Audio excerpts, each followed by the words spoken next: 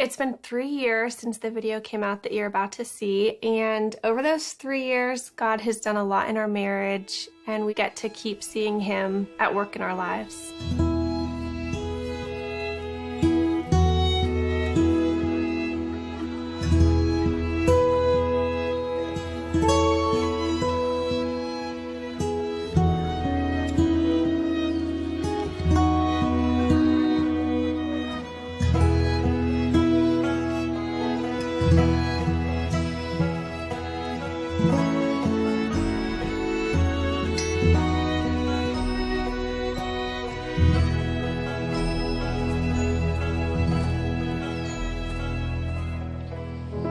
Ian and Larissa asked me to read a couple of quotes from a man named John Piper, who's a well-known Bible teacher, and he talks about marriage and how this mystery refers to Christ and the church. And he says this: marriage is not mainly about prospering economically.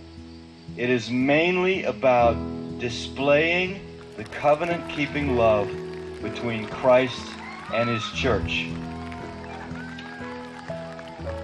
He says, knowing Christ is more important than making a living. Treasuring Christ is more important than bearing children. Either way, it is short.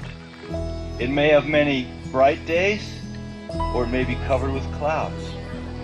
But if we set our face to make of marriage mainly what God designed it to be, no sorrows and no calamities can stand in our way. Every one of them will be not an obstacle to success, but a way to succeed.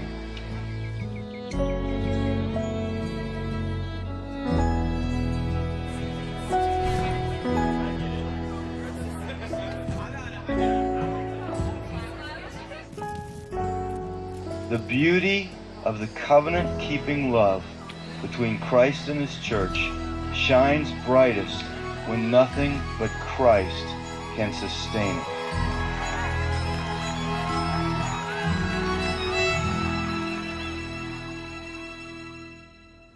Ian and I first met in 2005 at college and had a blast for 10 months getting to know each other. And I was looking through and I found one of my favorite pictures, which I think was actually taken right before his accident. He set up a camera on his tripod, and it's just a classic Ian face that to me sums up who he is.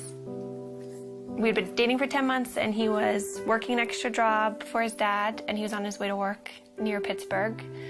And we got a phone call that he had been in an accident, and we didn't know if it was when he got to work or on his way.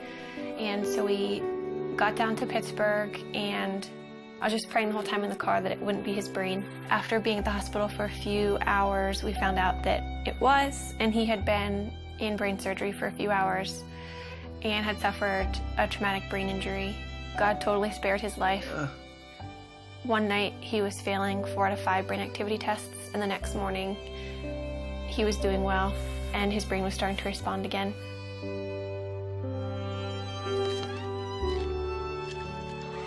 I moved in with his family after the accident, so I was really involved in his therapy and just did whatever I could to make his life fun. We'd go out on dates, and looking back, it's weird because he couldn't talk and he couldn't eat. So we probably looked like complete weirdos being on dates, but we had a blast, and I just talked to him all the time. I knew that before Ian's accident, he was very serious about marriage and was ring shopping, so I knew where he was, and that helped me so much. After he couldn't talk, I knew that he loved me, and I knew where he wanted the relationship to go because we were dating very intentionally. We just prayed that marriage would someday happen and watched all of our friends get married and start having families. That was challenging, but we just tried to hold out hope that that would be us someday.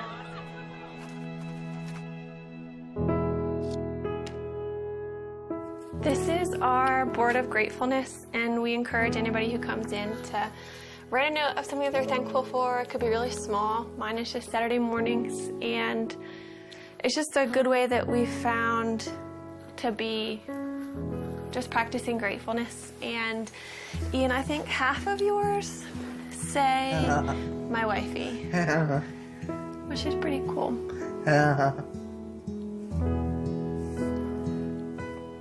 We decided that we couldn't really consider marriage as an option until Ian was able to communicate, but if he could communicate with me, then we could have a marriage, knowing it would be really different, but as long as Ian could talk to me, then we could make it work.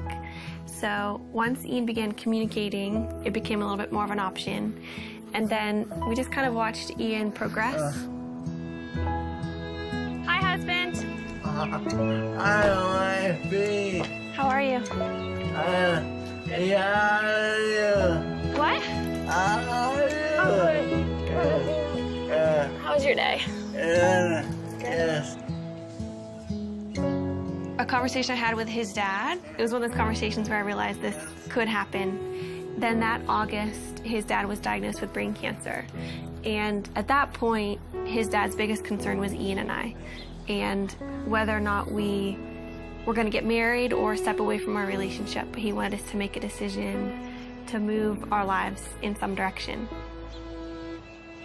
He passed away before he was able to see us get engaged, but that was a huge impetus in why we started to pursue engagement.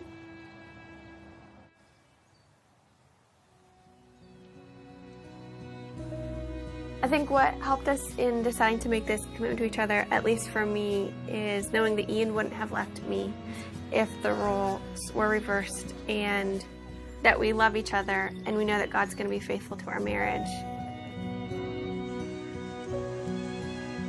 We're able to love each other with, I think, a more Christ-like love because of Ian's disability, and just understand that picture a little bit better than if you were healthy. Yeah. Do you agree? Yes. What about God enables you to have a happy marriage? You know, What? he's awesome. He's awesome. Yeah.